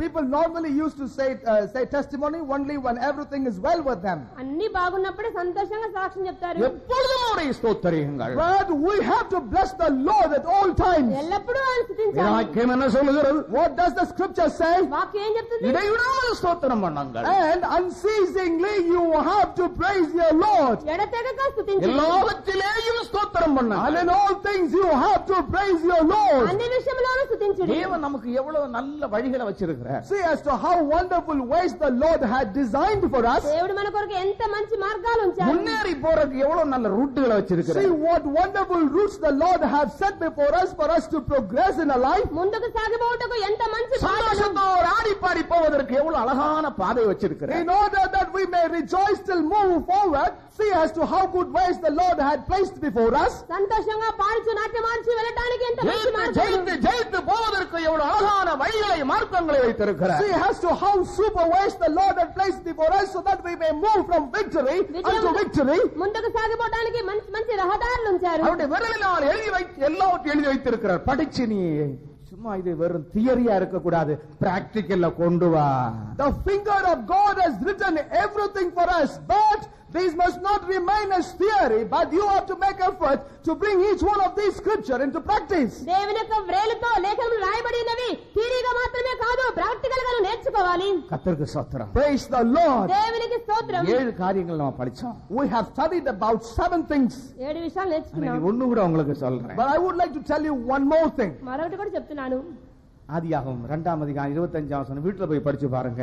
அவர்கள் வெட்கப்படாதிருந்தார்கள் என்று சொல்லி இருக்கிறார். It is mentioned in Genesis chapter 2 verse 25. Go home and read it. It says that they were not ashamed. ఆదికాండం 2:25లో వారు సిగ్గు ఎరగక ఉండిరని ஆதாமும் ஏவாளும் வெட்கப்படாமல் இருந்தார்கள்.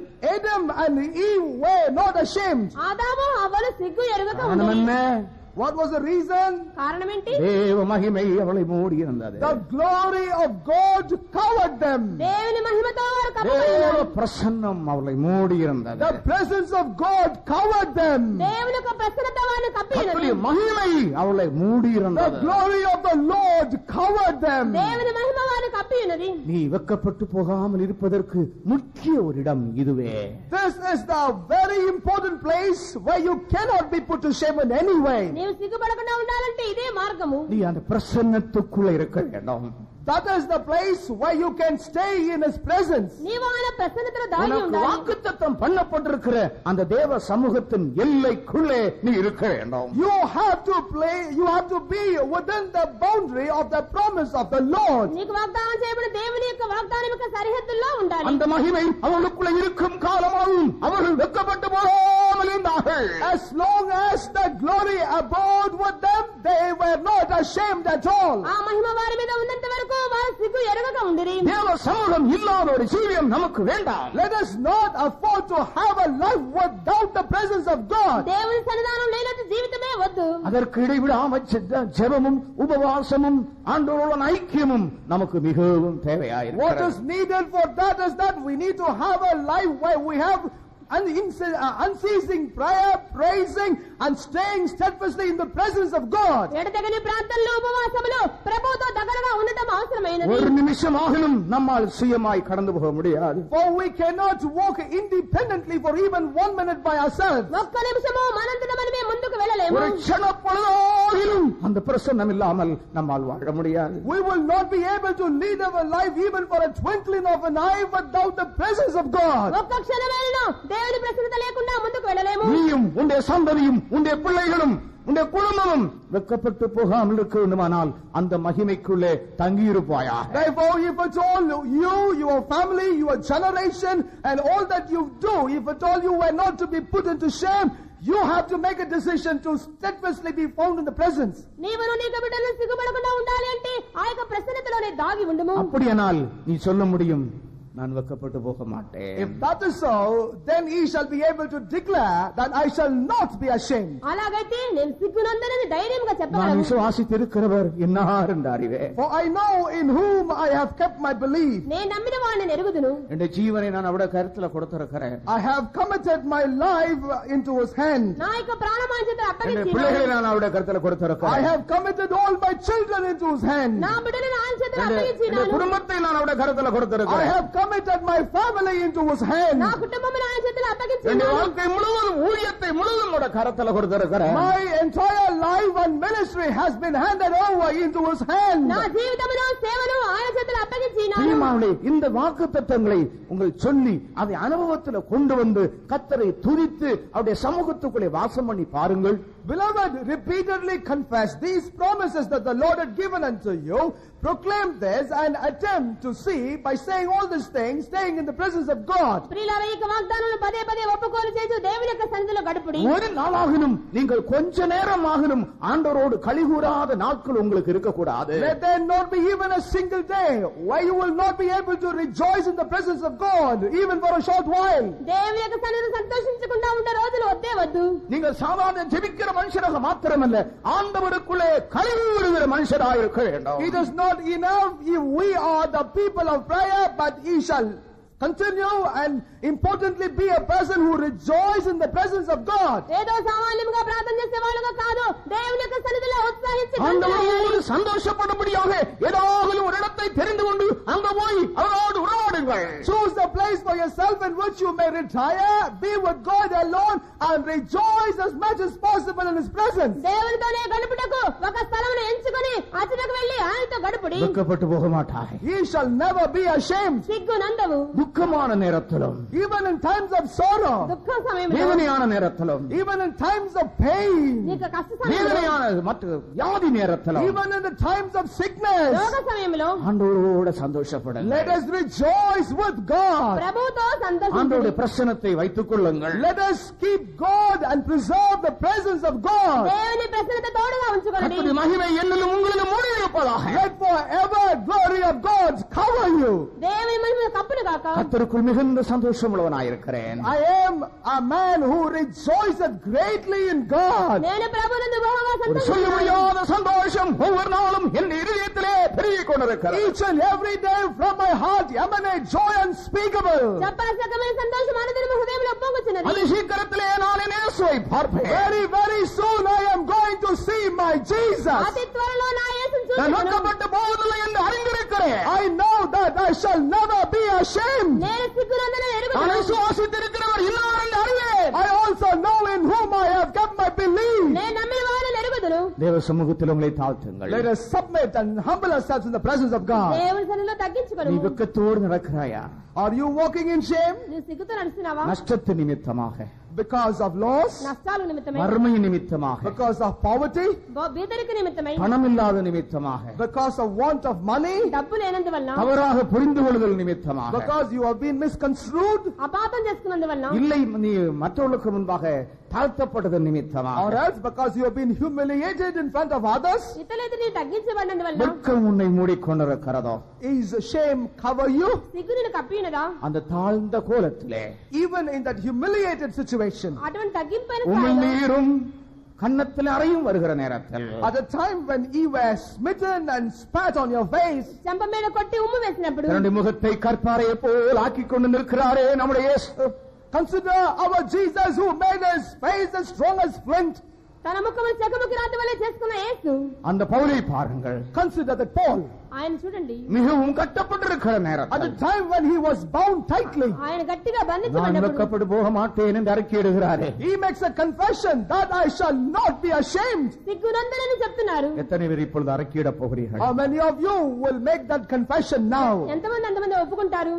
அந்த அறிக்கை நமக்குள்ளே உண்டாக வேண்டுமானால், If at all we need to have that confession in us, అలాంటి ఒప్పుకోలు మనలో ఉండాలంటే நம்முடைய வாழ்க்கையிலே அவருடைய பிரமாணங்களை கைக்கொள்வோமாக. let us decide to observe and keep all the commandments of God in our life. మన జీవితంలో ఆయన ఆజ్ఞలని గైకొందాం. விசுவாசத்தை நஷ்டப்படுத்தாமல் காத்துக்கொள்வோமாக. Let us preserve our faith without wasting that. విశ్వాసాలను కాపాడుకుందాం. உத்தமத்தை உறுதியாயிருப்போமாக. Let us be firm in our uprightness. యథార్థతలో స్థిరంగా ఉందాం. கர்த்தருக்கு நாம் காத்திருப்போமாக. Let us wait patiently for our Lord. ప్రభువు కొరకు కనిపెట్టుకుని ఉందాం. கர்த்தர் எனக்கு துணை என்று சொல்லுவோமாக. Let us confess the Lord is my help. ప్రభువు నాకు సహాయకుడని చెప్దాం. கர்த்தரை நம்பி இருப்போமாக. Let us keep our trust on the Lord. ప్రభువునే నిరీక్షించుదాం. கர்த்தரை துதிப்போமாக. Let us praise the Lord. ప్రభువునే స్తుతించుదాం. கர்த்தருடைய மகிமைக்குள்ளே வாசமுள்ளோமாக. Let us abide inside the glory of God. ప్రభువు యొక్క మహిమలో నివాసం அப்படியே చేద్దాం. நாம் வெட்கப்பட்டு போக If that மாட்டோம். is so, we shall never be ashamed. అలాగైతే మన సిగ్గు நாம் నందము. விசுவாசித்திருக்கிறார் என்று அறிவேன். And I know in whom I have believed. నేను నమ్మిన వారిని ఎరుగుదును. அவரிடத்தில் ஒப்புக் கொடுத்ததை அவர் காத்துக்கொள்ள வல்லவராயிருக்கிறார் என்று நிச்சயித்திருக்கிறேன். And I also know that he is able to keep that which I have committed unto him against that day. ఆయన తప్పగించి దాన్ని కాపాడటకు నమ్మకస్తులైన எல்லாரும் தேவ சமூகத்தில் உங்களை சற்று ஒப்புக் கொடுங்கள். Commit yourself in the presence of God a little while. దేవుని యొక్క సన్నిధిలో మిమ్మల్ని అంకితం நாம் చేసుకోండి. போகிற பாதை ஒரு வெளியேறப்பட்ட பாதை. The path in which we are walking indeed is very precious. మన నడిచి వెలుచున్న ఈ మార్గం ఎంతో అమూల్యమైనది. கிருபையினால் இந்த பெரிய சிலாக்கியத்தை கர்த்தர் நம்ம எல்லாருக்கும் தந்திருக்கிறார். It is through cross our Lord had given this great privilege to each and every one of us. కృప చేతనే ఈ యొక్క ధన్యత మనకి ఇచ్చి ఉన్నారు. இதை காத்துக்கொண்டு ஜீவியுங்கள். Let us preserve this and lead our life thereby. దీన్ని భద్రపరచుకొని உங்களுடைய జీవించండి. வாழ்க்கையில வெற்றி நடை போடுங்கள். Let us walk boldly and victoriously in our life. మీ యొక్క జీవితంలో విజయ ధ్వజం నాటండి. கர்த்தரை முறுமுறுக்காதிருங்கள். Let us never murmur against our God. ప్రభు పట్ల సనగవద్దు. கர்த்தரிடத்தில் கேள்வி Do கேட்காதிருங்கள். not question the Lord. ప్రభువుని ప్రశ్నించవద్దు. கர்த்தர் மேல் அன்பு குறையாதிருப்பதாக. And let your love does not diminish that you have on the Lord. ప్రభు పట్ల ప్రేమ உங்களுடைய తగ్గించవద్దు. விசுவாசம் குறைந்து போகாதிருப்பதாக. Let not your faith diminish. విశ్వాసం உங்களுடைய తగ్గవద్దు. ஜனம் குறையாதிருப்பதாக. Let not your prayer life diminish. ప్రార్థన తగ్గవద్దు. உங்களுடைய துதி குறையாதிருப்பதாக. குறையாதிருப்பதாக. Let not your praise come down. నీకు స్తోత్రం తగ్గ உங்களுடைய பரிசுத்தம் குறையாதிருப்பதாக. Let not your holiness reduce. నీ పరిశుద్ధత உங்களுடைய తగ్గ ஐக்கியம் குறையாதிருப்பதாக. Let your fellowship not reduce. సహవాసం తగ్గిపోవద్దు. அப்படியே நாம் விளக்கப்படாமல் அவருக்கு முன்பாக நாம் If நிற்கலாம். that is so, we shall be able to stand before him unashamedly. అలాగైతే సిగ్గునందుకు ఆయన ఎదుట எல்லாரும் ஒரு நிமிஷம் கால் மடக்கி ஜெபியுங்கள். Let us all be on our knees for a minute and pray. అందరూ మోకరించి ప్రార్థించండి. ஆண்டவரே, நான் வெட்கப்பட்டு போகாமல் இருக்க எனக்கு உதவி செய்யுமா. Oh Lord, help me that I may not be ashamed. దేవా సిగ్గునందుకు నాకు இம்மட்டும் సహాయం చేయండి. இம்மட்டும் அதிசயமாய் நீர் என்னை நடத்தி கொண்டு வந்தீர். The Lord, thou hast been dealing with me wondrously all these days. ఆశ్చర్యముగా నడిపించినావు. நான் உம்மை துதிக்கிறேன். Lord, I praise thee. எல்லாருடைய வாயிலே ஸ்தோத்திரங்கள் எழும்பட்டும். Let all of us open our mouth and praise the Lord. అందరి నోట్లో స్తోత్రం ఉండాలి. உங்களை அதிசயமாய் நடத்தி வந்த உங்கள் ஆண்டவரை துதியுங்கள். Praise the Lord who dealt with you wondrously. ఆశ్చర్యం నడిపించిన దేవుని స్తుతించుము. உங்களை சுகமாக்கின ஆண்டவரை துதியுங்கள். Praise the Lord who has healed thee. Hallelujah. స్వస్థపరిచిన దేవుని స్తుతించుము. உங்களை சில வேளையில் அவர் கடிந்து கொண்டிருக்கலாம், சிட்சித்திருக்கலாம், அதற்காகவும் அவரை At ஸ்தோத்திரியுங்கள். times he could have rebuked you or chastised you. Even for that you have to praise the Lord. ఎవరైనా మిమ్మల్ని గద్దించి శిక్షించడం நீங்கள் வெட்கப்பட மாட்டீர்கள். But he shall never be ashamed. సిగ్గునందరూ நீங்கள் ஒருபோதும் அழிந்து போக மாட்டீர்கள். Never he shall be destroyed. మీరెన్నడూ నశించిపోదు. கர்த்தர் இருக்கிறார். For the Lord is with thee. ప్రభువు నీతో ఉన్నారు. Praise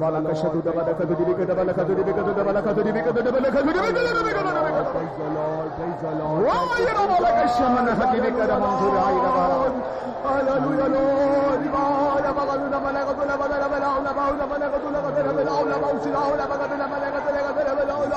Hallelujah, Lord. Praise the Lord, praise the Lord, praise the Lord, praise the Lord. Hallelujah, praise the Lord, praise the Lord, praise the Lord, praise the Lord. நம்முடைய பாட்டு புஸ்தகத்திலே யாவே நீர் எந்தனின் நல்மேய்ப்பர் அல்லவோ அந்த பாட்டை எல்லாரும் எளிமையில் படியுங்கள்.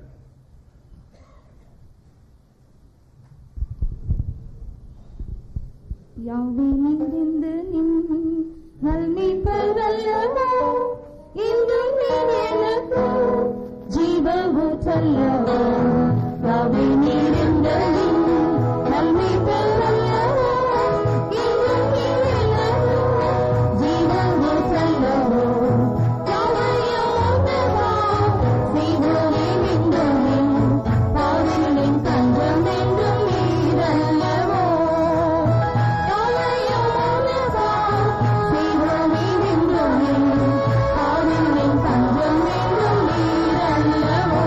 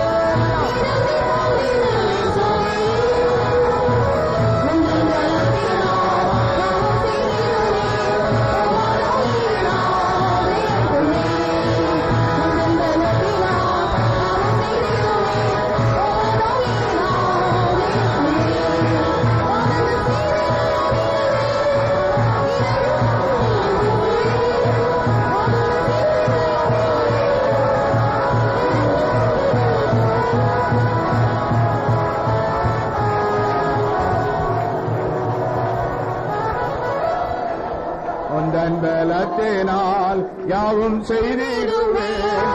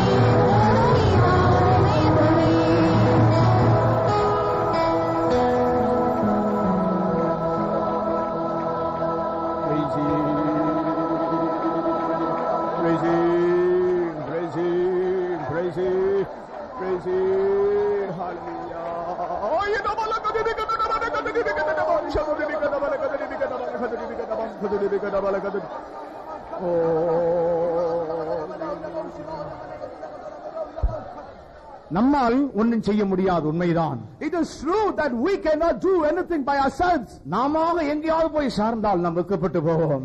If we have to lean on something else, otherwise we will be put to shame. ஆனால் கர்த்தர் நம்மோடு இருக்கிறபடினா, but because God is with us, அவர்ல சார்ந்து இருக்கிறபடினா, because we lean on Him, அவரை நம்பி இருக்கிறபடினா, because we depend on Him, அவருடைய ஆவியின் பலத்தினாலே by the strength of His Spirit, நாம் ஜெயம் எடுப்போம். we shall become victorious. நாம் ஜெயம் எடுப்போம். We shall be victors.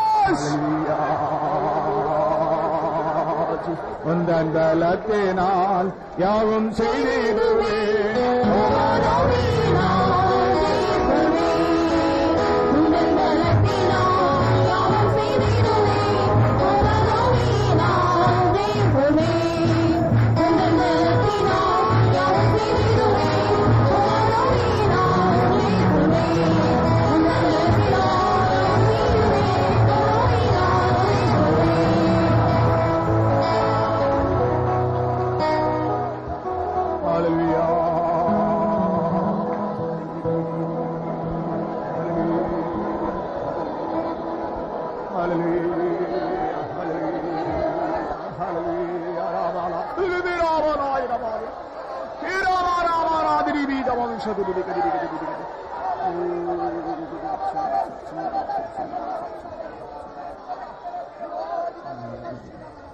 எல்லாரும் ஸ்தோத்திரம் பண்ணுவோம். Praise the Lord, praise the Lord, praise the Lord, praise the Lord. இந்த காலை ஆராதனை கர்த்தர் நமக்கு நடத்தி தந்தபடியினால ஸ்தோத்திரம் பண்ணுவோம். ஆண்டவராய் இயேசு போனதான் அதே பாதையை பின்பற்றும்படியாய் அவர் நமக்கு உதவி செய்ய வேண்டும். அதுக்காய் ஸ்தோத்திரம் பண்ணுவோம். அவருடைய பிரமாணங்களை கை கொள்ளும்படியாய் ஆண்டவர் நமக்கு உதவி செய்யணும். அதுக்காய் ஸ்தோத்திரம் பண்ணுவோம். அவர்களான விசுவாசம் காக்கப்படுவதற்காக ஸ்தோத்திரம் பண்ணுவோம். அவரை நம்பி இருக்க நமக்கு உதவி செய்வதற்காக ஸ்தோத்திரம் பண்ணுவோம். அவருக்கு காத்திருக்க நமக்கு கிருபைக்காக ஸ்தோத்திரிப்போம். அவருடைய சமூகத்திலே நாம் வாசம் பண்ண விடுவதற்காக ஸ்தோத்திரம் பண்ணுங்கள். இம்மட்டும் வெட்கப்பட்டு போகாமல் தேவன் நம்மை நடத்தி அதிசயமாய் நடத்தி வந்த எல்லா பாதைகளுக்காக ஸ்தோத்திரிப்போம். பிதாவாகிய தேவனை ஸ்தோத்திரம் பண்ணுவோம். குமாரனாகிய இயேசுவை ஸ்தோத்திரிப்போம். பரிசுத்த ஆவியாகிய தேவனை ஸ்தோத்திரிப்போம். இயேசு சீக்கிரம் வருகிறபடியால் ஸ்தோத்திரிப்போம். ஜெபம். பிதாவே நன்றியோடு ஸ்தோத்திரம். சுவாமியோட சமூகத்தில் எங்களை கூட்டி சேர்த்தபடினால ஸ்தோத்திரம். எங்களோட ஆராதனையின் துவக்கல் முடிவரையும் தேவ சமூகங்களை நடத்தி ஆசீர்வதித்தபடினால ஸ்தோத்திரம். உங்களோடு பேசின வசனங்களுக்காக ஸ்தோத்திரம். நம்முடைய கிருபையுள்ள வசனத்துக்கு நம்முடைய ஜனத்தை ஒப்பு கொடுக்கிறோம் கர்த்தாவே. கேட்டதான வசனத்தை நம்முடைய ஜீவிக்க இந்த நாட்கள் ஒரு விசேஷத்தை கிருபை அபிஷேகத்தை தேவ பலனையும் தரும்படியாக வேண்டிக்கொள்ளும் சுவாமி.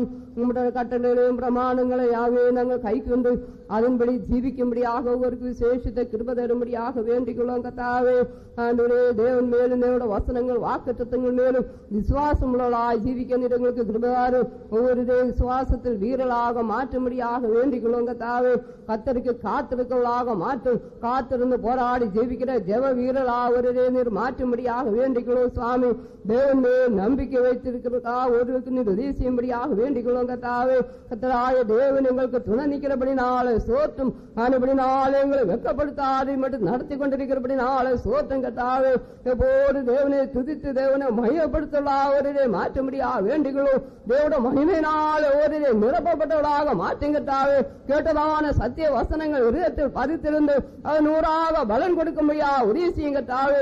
பாடுகள் கஷ்டங்கள் நெருக்க துன்பங்கள் எந்த வந்தாலும் நாங்கள் வெட்கப்பட்டு வாகாதபடி கர்த்தரை கிருபையை சார்ந்து கொண்டு கர்த்தரை பலத்தை கொண்டு முற்றிலும் ஜெயம் கொண்டவாக மாற்றப்பட்ட ஒரு உதவி செய்யும்படியாக வேண்டிக் கொள்ளுங்கட்டாவே. அனுதின ஜீவியத்தில் எங்களுக்கு உறவமாய் போராடுகிற எல்லா கோட்டின் வல்லங்களோடு எதிர்த்து போராடி ஜெயிக்கத்தக்கதாக ஒவ்வொருக்கும் தேவனுடைய அபிஷேகம் வல்லமையும் கிருபை அளவில்லாத நெறிக்கு தந்து நடத்தும்படியாக வேண்டிக் கொள்ளுங்கட்டாவே. உம்முடைய வரிகை மிகவும் சமயம் மாறிக்கும்படி நாளை ஒவ்வொரு நாளும் ஜீவியத்தை ஜாக்கிரதையாக பாதுகாத்து ஜெயத்தோடு ஓடி வந்த விலை பெற்றுள்ள கிருபதாரும் உம்முடைய வரியை கிண்டங்களை ஆயத்தப்படுத்தும் இயேசுவின் நாமத்தில் பிதாவே. நம்முடைய கர்த்தராகிய இயேசு கிறிஸ்துவின் கிருபையும் பிதாவாகிய தேவனுடைய அன்பும் பரிசுத்த ஆவியானவருடைய ஐக்கியமும் நாம நீரோடும் சகல பரிசுத்தவான்களோடும் கர்த்தருடைய வருகை பரிந்தும் கூட இருப்பதாக. அல்லேலூயா, அல்லேலூயா, அல்லேலூயா.